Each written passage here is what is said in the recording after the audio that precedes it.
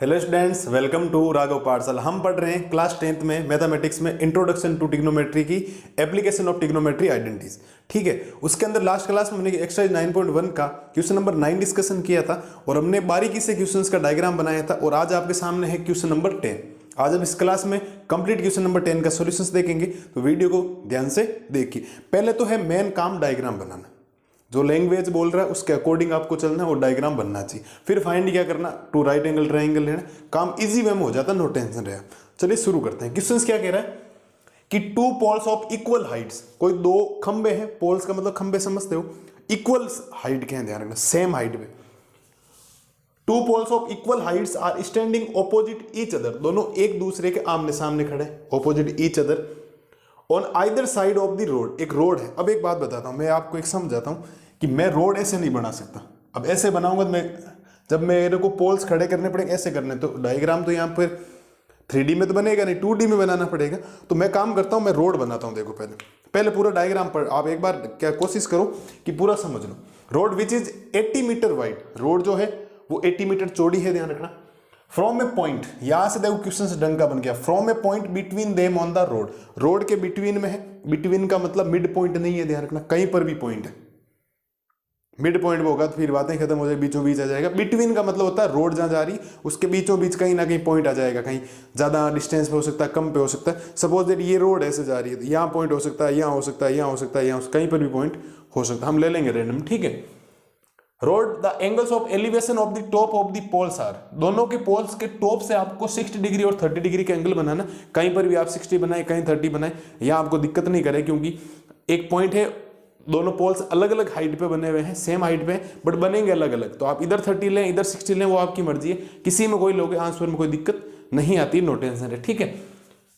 Find the height of the poles, दोनों poles की height find करनी, and the distance of the point from the poles, जो point है उसकी पोल से क्या करनी, डिस्टेंस फाइंड करनी। मैं देखो पहले काम करता हूं, मैं पहले रोड बनाता हूं, सुनना देखो ध्यान से। हम एक काम करते हैं, हम इधर बनाते हैं, ये रोड बना देते हैं पहले, ये हमारी रोड होगी। अब रोड के ऑपोजिट साइड में टू पोल्स बनाते हैं, सेम हाइट के होने चाहिए, ध्यान रखना। एक पोल्स ये रहा और जस्ट ऑपोजिट होने चाहिए, एक पोल्स हमारे सामने ही है। अब कहीं पर भी एक पॉइंट लेंगे, कहीं पर भी पॉइंट ले लो, मैं नाम कर दे रहा हूं एक बार, यहां ए होता है, यहां बी ले लें। रोड है ये 80 मीटर वाइड है, ध्यान रखना। पहले बना देता हूं कि रोड जो है टोटल 80 मीटर चौड़ी आपके, यहां से ये जो है ना, ये वाला, ये कंप्लीट जो है यहां से यहां तक, ये 80 मीटर है, ध्यान रखना। अब रोड के कहीं ना कहीं बीच में पॉइंट है, इस रोड पे कहीं ना, मैंने बोल दिया कि पॉइंट यहां ले लो। इस पॉइंट को हम सी नाम देंगे, इस पॉइंट को हम डी नाम देंगे, इस पॉइंट को हम ई नाम देंगे। ठीक है, समझना। थोड़ा सा हाइट सेम बना देता हूं, थोड़ा छोटा लग रहा है आपके सामने, ये देखो ये ई पॉइंट हो गया। ठीक है। अब सुनना देखो, अब इस पॉइंट से आपको एक एंगल, इसके टॉप से आपको एक एंगल ऑफ एलिवेशन बनाना, तो ये यहां ज्वाइन होगा। ठीक है, ये यहां ज्वाइन कर दिया, और इसके अगर टॉप से आपको यहां एंगल ड्रॉ करना है तो ये यहां ज्वाइन हो जाएगा, ये यहां पर, ये बन गया। देखो बना है सिंपल सा डायग्राम। देखो ये तो 90 डिग्री बनेगा ही बनेगा, ये दोनों। अब एक एंगल आपके ये ड्रॉ होगा, एक एंगल आपके ये होगा। अब बोला है कि 60 डिग्री एंड 30 डिग्री, आप किधर भी ले लें, आप इधर 60 लें तो इधर 30 हो जाएगा, इधर 30 लेंगे तो इधर 60 हो जाएगा, कोई दिक्कत नहीं है, ध्यान रखना। कहीं पर भी आप ले सकते हो, तो मैं अपनी मन मर्जी से कुछ भी ले सकता हूं, कोई दिक्कत है नहीं। तो मैं बोलता हूं कि ये मैंने बोल दिया 60 डिग्री है, ये मेरे है 30 degree. Height of the poles आपको फाइंड करना है, तो इसकी हाइट कितनी हो जाएगी, h, तो इसकी हाइट भी कितनी हो जाएगी, h। बोलो सर। अब आप ध्यान दो कि ये जो एफ बी पोल्स है, ये इस पॉइंट से यहां तक की डिस्टेंस है। मैं काम करता हूं, इस डिस्टेंस को मैं लेट कर लेता हूं, ये डिस्टेंस अपने मान लेते हैं यहां से यहां तक x। कोई मुझे ये बता सकता है कि यहां से लेकर ये यहां तक की डिस्टेंस, क्या मैं इसको 80 माइनस x लिख सकता हूं? टोटल कितना 80, उसमें से x इधर आ गया, तो पीछे क्या बचा 80 माइनस x। एक्चुअल में आपको तीन चीजें फाइंड करनी। क्या फाइंड करनी है? एक आपको h फाइंड करना, जो आपको बोला है कि find the height of the poles and the distance of the point from the poles. ये जो पॉइंट है इस पोल से कितनी डिस्टेंस पे है, और ये पॉइंट इस पोल से कितने डिस्टेंस पे। अब अगर मेरे पास x की वैल्यू आ गई, ठीक है, तो मेरे पास x की वैल्यू आएगी, तो फर्स्ट पोल से इसकी डिस्टेंस x हो जाएगी, जो भी वैल्यू आएगी। और सेकंड की निकालने के लिए मैं 80 माइनस क्या कर दूंगा, x कर दूंगा, जो वैल्यू आएगी। तो दोनों का आंसर मेरे पास सिंपलीफाई में आ जाएगा, नो टेंशन आप रहे। ठीक है, ये है आपके एक्चुअल में डायग्राम। ये डायग्राम लैंग्वेज से बना, इस बात का ध्यान रखें 60 और 30 में आप कहीं पर भी 60 लें, कहीं 30 लें, कोई दिक्कत वाली बात नहीं होनी चाहिए आपको। आपकी मर्जी, आप चाहो तो इधर ले लो 30 और इधर क्या ले लो 60 डिग्री, वो आपके ऊपर डिपेंड करेगा आपको किधर 60 लेना है किधर 30 डिग्री लेना है। ठीक है, तो पहले तो कुछ लेट वगैरह कर लेते हैं। तो आप लिखेंगे लेट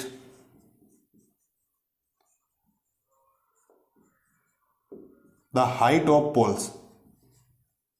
अब हाइट ऑफ पोल्स में देखो, एक तो ए बी है हाइट में इक्वल, और एक आपके ईडी ए की बात है, सेम ही बात होगी ईडी, और इनको हमने लेट कर दिया, ये आपके एच मीटर है। कितना है, एच मीटर। जितना ए बी होगा उतना ईडी, क्यों, क्यों इसने बोला two poles of equal height से लिखा हुआ है, यहां पर सेम हाइट पर है, ध्यान रखना इस बात का। ठीक है, ये हो गया। अब देखो, अब लेंथ ऑफ रोड दे रखी है आपको। ठीक है, मतलब कितनी लंबी है रोड, लेंथ ऑफ रोड मतलब चौड़ी है एक्चुअल में, आप समझ रहे ना। इधर है ये एस से जारी है, ये रोड एस से जारी बन नहीं रहा 3D में इसीलिए। ठीक है, या ब्रेथ ऑफ आप रोड लिख दो, कोई दिक्कत नहीं, चौड़ाई में लिख दे breadth of road. Breadth of road आपने बोला है बी से लेकर डी तक, तो आप लिखेंगे बी डी, वो हो जाएगा आपके पास 80 मीटर। ठीक है, अब देखो, अब एक तो मैंने आपको बोला है कि ये जो बी सी है वो आपने x मीटर लेट किया है, तो मेरे पास अगर सी डी मेरे को चाहिए तो वो 80 माइनस क्या हो जाएगा x। क्यों, क्योंकि पूरी लेंथ में से अगर ये माइनस कर दिया पीछे ये बच जाएगा।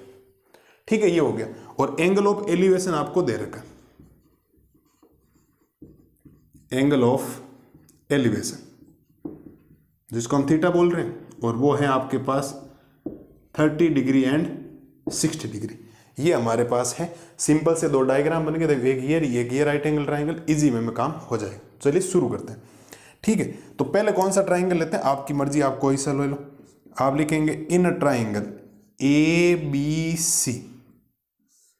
कौन सा ट्राइंगल, ए बी सी। अब थीटा के जस्ट सामने परपेंडिकुलर और ये बेस, तो परपेंडिकुलर अपॉन बेस लें, बेस अपॉन परपेंडिकुलर, क्योंकि दोनों ही फाइंड करने। तो मैं यहां ले रहा हूं परपेंडिकुलर अपॉन बेस। ठीक है, तो आप यहां लिखेंगे, यहां हो जाएगा परपेंडिकुलर अपॉन बेस, और परपेंडिकुलर अपॉन बेस क्या होता है साहब, टेन थीटा होता है। क्या होता है, टेन थीटा। आपको सर ये कैसे पता चला, पाकिस्तान भूखा पैसा अपॉन हिंदुस्तान हरे भरे की ट्रिक तो आपको याद होगी। देखो P upon B, tan theta होता है साइन कोस टेन थीटा, और यहां से आपके पास रिजल्ट बनेगा टेन 60 डिग्री। क्यों, क्योंकि ए बी सी में कौन सा एंगल आया, 60 डिग्री। इक्वल में परपेंडिकुलर है मेरे पास h अपॉन में ये कितना है x।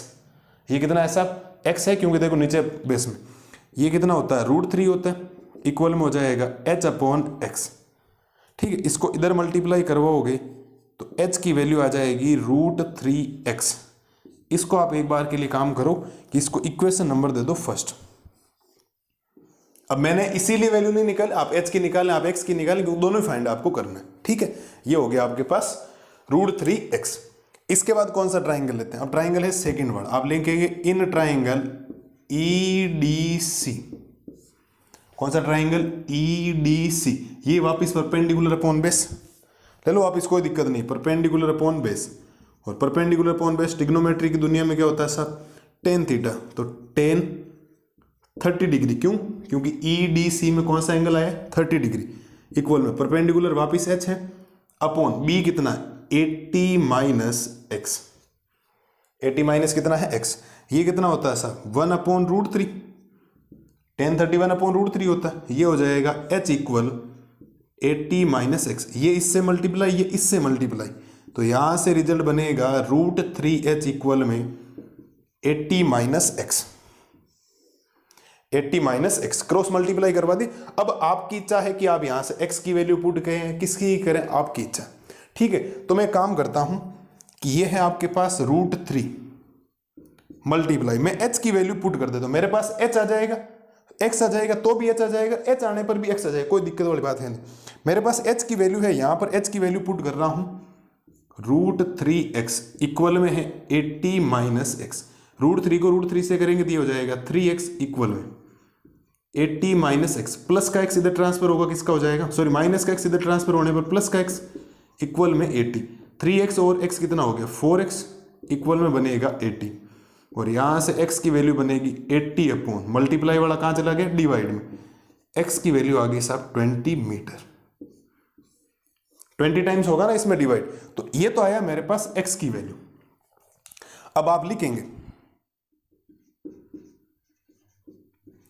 Put x equal 20 in equation first, x equal 20 जो आया वो इक्वेशन x में फर्स्ट में पुट करें क्योंकि मेरे को भी h चाहिए, और यहां से इक्वेशन जो फर्स्ट है वो है मेरे पास √3x, तो h की वैल्यू आ जाएगी 20√3 मीटर, ये मेरे पास हाइट ऑफ द पोल्स आ गई,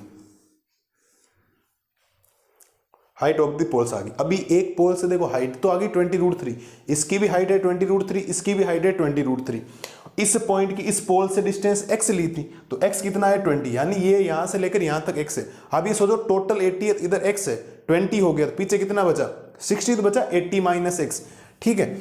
आप लिखेंगे नाउ, अब मेरे को क्या फाइंड करना, मेरे को CD फाइंड करना, क्योंकि CD है ना ये वाली लेंथ मेरे को चाहिए, और इसको मैंने लेट किया था 80 माइनस x, और यहां से CD आएगा साहब CD इक्वल 80 माइनस x माने तो कितना 20, तो यहां से CD बनेगा 80 माइनस 20 बन जाएगा 60 metre.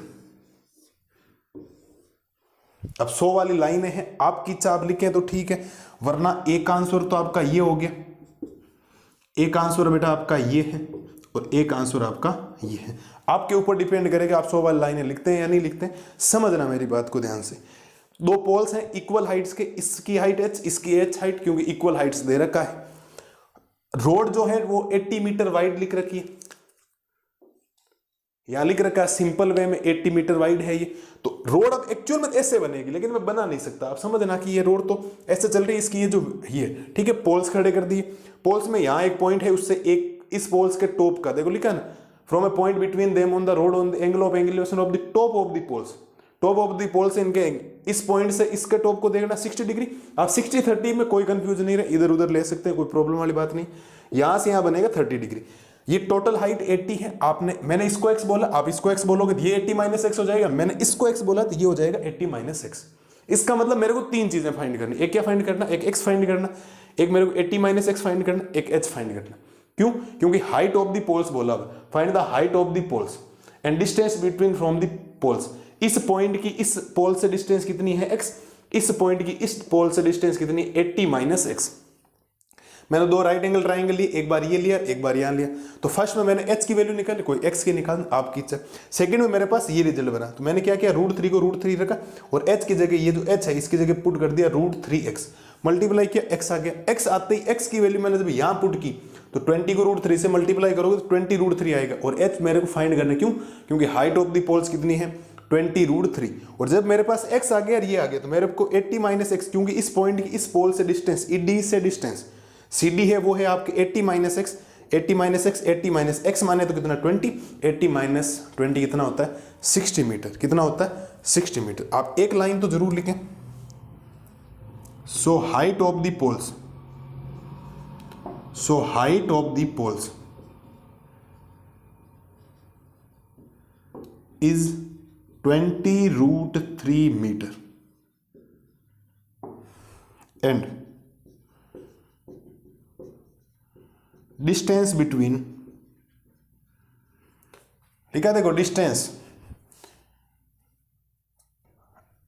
Distance of the point from the poles are 20 metre and 60 metre. लाइनें हैं, आपकी इच्छा लिखें, नहीं इच्छा मन नहीं है मत लिखें, कोई दिक्कत नहीं, एक्स्ट्रा कोई नंबर नहीं है, नंबर काटेगा नहीं, आप यहां तक लिखें, हाईलाइट जरूर कर दें कि हमने ये फाइंड किया, बात खत्म। क्यों? क्योंकि ये आपने एक्चुअल में यहां सारी बातें लिख दी, ठीक है। आराम से देखें, धैर्य से इस क्वेश्चंस को समझें, एक्चुअल में मैंने क्या किया बिना देखा आप इसको घर पे ट्राई करने की कोशिश करें, ठीक है। तो ये है आपके क्वेश्चन नंबर 10 का कंप्लीट सॉल्यूशंस। मुझे उम्मीद है कि क्वेश्चन नंबर 10 इजी वे में आपके क्लियर हो गया होगा। एक बात वापस सुनना, ये लैंग्वेज से ये डायग्राम बन गया, ध्यान रखना। बिना लैंग्वेज समझे इसकी पूरी फंडामेंटल्स क्लियर समझोगे, ये डायग्राम बनेगा। ये डायग्राम बनने के बाद ये बिल्कुल मातापच्ची है ही नहीं बेटा, ध्यान रखना। सिंपल वे में काम हो रहा है, इस बात का विशेष तौर पर ध्यान रखें। तो नॉर्मल सा काम है, आप इजी वे में घर पे करें। मैं लाता हूं आपके लिए क्वेश्चन नंबर 11 का सॉल्यूशंस, तब तक आप इसको बिना देखे सॉल्यूशंस करने का प्रयास करें, ठीक है। मस्त रहिए, स्वस्थ रहिए, थैंक यू।